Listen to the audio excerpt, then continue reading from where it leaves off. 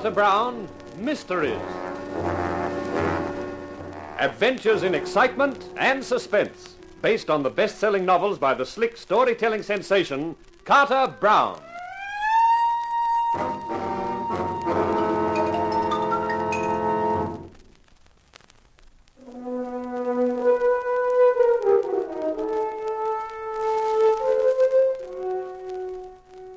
Have you ever woken up in a bedroom in the middle of the night and heard a weird, whispering voice, switched on the light, and found the room empty?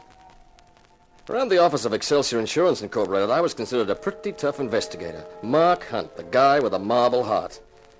But I didn't get much sleep the rest of the night, in that empty room in the gaunt, gold-bright house, with the rain sheets whipping viciously against the window and the wind whining outside the walls.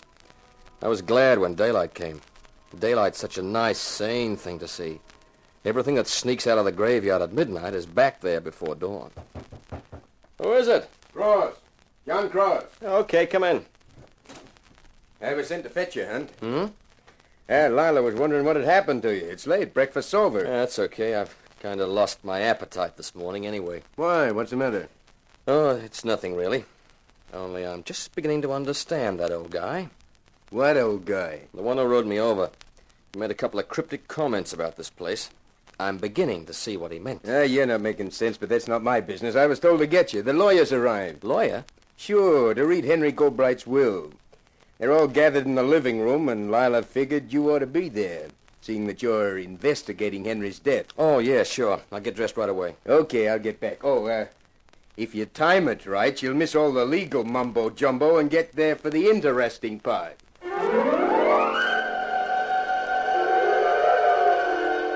John Cross was right.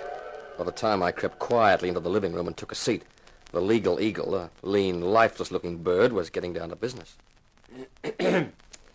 Before reading the section concerning the actual beneficiaries, I must say that I did my utmost to dissuade Mr. Goldbright from the course he took. My efforts were of no avail, and he insisted on couching his will in its present terms.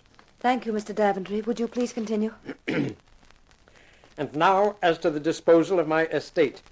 I am well aware that my wife married me only for what she could get. Therefore, I have not the slightest intention of allowing her to squander the wealth it took my family 5 generations to amass.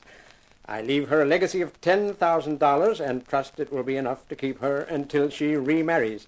I might add that I have long suffered watching the sheep's eyes made at my wife by John Cross, and knowing he's practically penniless, cannot help feeling a certain satisfaction in knowing that if they marry, it will undoubtedly be a love match. John, please. The bulk of my estate I leave to my brother, Clem Goldbright. I realize that he is a waster, but I trust he has enough family pride to guard the family fortune. If my brother should die within 2 years of inheritance, my wife shall take over the whole estate. If she should die within a similar period, then the estate will revert to my friend Michael Dergrescu, who has for so long desired my paintings and other art treasures. There are other minor provisions, of course, $1,000 for the butler and $500 for the maid. And that, I think, is all. Has anyone any questions? Yes, I have. Yes, Mr. Goldbright? That last condition, about the estate reverting on death. Is that legal? Can it be contested? Contested? Certainly not. It's a perfectly legal procedure. But don't you see what it means? If Henry was murdered, if his fall wasn't an accident, it means there's a killer in this house. And that will is an open incitement to murder. Come, Mr. Goldbright. Aren't you letting your imagination run away with you? If I'm found one morning on the jetty like Henry was, that'll be a comforting thought.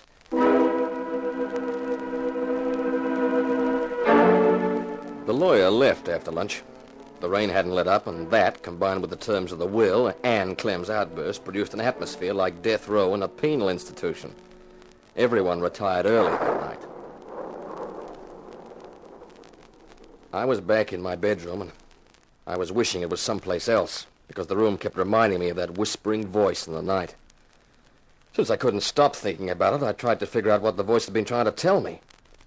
Eternity can be held in captivity, it had said. Imprisoned for all to see. Of course.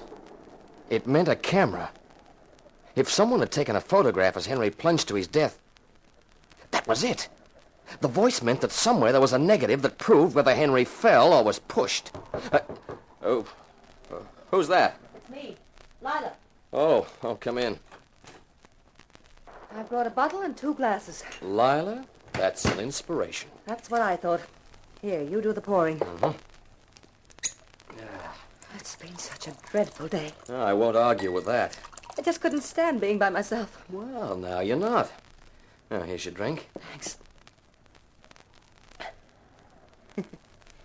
You know, it's funny, isn't it? Sure. What? That will. When I think of all the time I've been here in this ghastly place, of all the time I endured Henry, what do I get as a reward? $10,000. Henry seems to have been an eccentric character. Henry was a heel, pure and simple. But don't let's talk about him. Okay. What will we talk about? You? You and me. It sounds an interesting subject. I like you, Mark. You're my idea of a man. I haven't known a real man these last few years. Is that a very awful thing to say? Let me think about it. No, I don't think it is. I'm glad. I wouldn't like you to think I'm awful. I think you're beautiful. Mark, the lights. They've gone out. Yeah. Mark! In the doorway. That figure. It's Henry! As Lila's body collapsed to the floor, every hair on my head stood on end. In the doorway, bathed in an unearthly light, was the figure of a man with gray hair and a gray mustache. I grabbed for my gun. The figure was in front of me, but the laugh came from behind me. I whirled round, and when I turned back for the door, the figure was gone. I was heading for the door when I heard the voice again in the darkness. Now, do you believe? Will you listen when I tell you that the secret of my death is held for all time, imprisoned in emulsion, waiting to be found? Seek, and you shall discover. Then suddenly the music stopped and the lights came on. I looked at my gun and then at Lila on the floor. As I picked her up and placed her on the bed, she stirred. Mark. Oh, it's okay, Lila, it's okay. Did you see him? I saw something. It was Henry, back from the dead. Even from beyond the grave, he won't leave me in peace. I don't think it was Henry. I fired at whatever it was, but my gun was empty. Someone's removed the clip. A genuine ghost wouldn't worry about bullets, but someone worried enough to take them out of my gun so I wouldn't fire any. But who would do that? And why? That's the $64,000 question. If we knew that, we'd know everything. Mark, I'm scared. I can't go back to my room. I've got a solution. Stay here. Mark. Yeah, we can finish the bottle. After breakfast next morning, we all gathered in the living room. Clem Goldbright had said he wanted to make an announcement, and everyone was wondering what it was. Everyone's here? Good. I told you I had an announcement to make. Here it is. You all heard the terms of the will yesterday. You all know that World's End and everything that goes with it is my property. There's no need to gloat. You also heard me say what I thought of the will. Nothing more nor less than an open invitation to murder. Well, I have no intention of being murdered. So I'm asking you to leave, all of you. Leave? Now, wait a minute, Goldbright. That's just what I won't do, Mr. Cross. Wait a minute longer than I have to. The inquest is this afternoon. It shouldn't take long. With no evidence, the verdict will be accidental death. And I'm asking you all to leave by tomorrow. The launch will be waiting for you at 10:30 in the morning. But, Clem, that doesn't give us much time to pack our things. I've got all my And clothes. all the low-down nasty... You can call me all the names you like, Cross.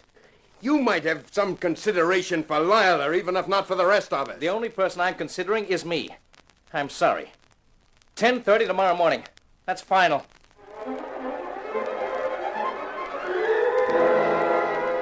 I watched him stride out of the room, and I thought that boy was really scared. I got away from the rest of them and decided to take a walk around the island. The rain had stopped, but the sky was still lead gray, promising more. After I'd been out for about an hour and was heading back towards the house, I came on the figure of a woman. And what a figure. And what she was holding pulled me up short. Well, hello there. Hello yourself. Nice to get some fresh air, huh? Yeah. What's the camera for? You one of those photograph fiends? Just a hobby. I wouldn't have thought that you'd go in for photography. You're quite a surprising girl, Mavis. Am I? One of the tragedies of my life is having a husband who's old enough to be jealous, but too old to be interesting. You look young enough to be interesting, Mark. Well, thanks. What did you do before you acquired your husband? Used to work in burlesque. Did you like it? Some of it. The time I worked with a magician, that was fun. Until his wife woke up to him. Tell me, Mavis, did you think Henry Goldbright was murdered? I wouldn't know and I wouldn't care. I never liked him and he never liked me. How much is the policy you'll have to pay on him? $50,000. Wow, that's a lot of hay. Sure is. And it depends whether he fell or whether he was pushed. That's right. Supposing someone gave you proof that he was pushed, would you pay them anything? Of course. 20%'s the usual rate. $10,000. That's not bad. Thinking of claiming it, Mavis? Maybe you've got some proof, like a photograph or something? A photograph of what? Henry coming down with a view of the balcony behind him and maybe somebody standing on the balcony? That's ridiculous. Is it? Whatever gave you an idea like that? It was just something that came to me in the night. The inquest, as Clem Goldbright had prophesied, was straightforward and to the point. Verdict, accidental death, which meant we'd have to pay on the policy. It was late by the time I got back to World's End, and after dinner everybody got busy with their packing in preparation for departure in the morning. I took some liquor up to my room and locked the door. I didn't want any visitors, supernatural or seductive. Half a bottle later, I was asleep. But I wasn't destined for an undisturbed night. I grabbed my gun and made for the door. Mark, did you hear it too? Hear it. It'll haunt my It dreams. sounded as though we're outside. The balcony. Come on. Oh, Mark, do you think... I don't know what I think. There's the balcony. Lila, don't come near. Cross, what is it? I heard the scream. I came out and looked down. Now keep away, Lila. Why? Why, John? Because there's a body on the jetty. A body. Who is it, Cross? Take a look for yourself. Can you see? Yeah, the moonlight shining full on it. That's Clem Goldbright.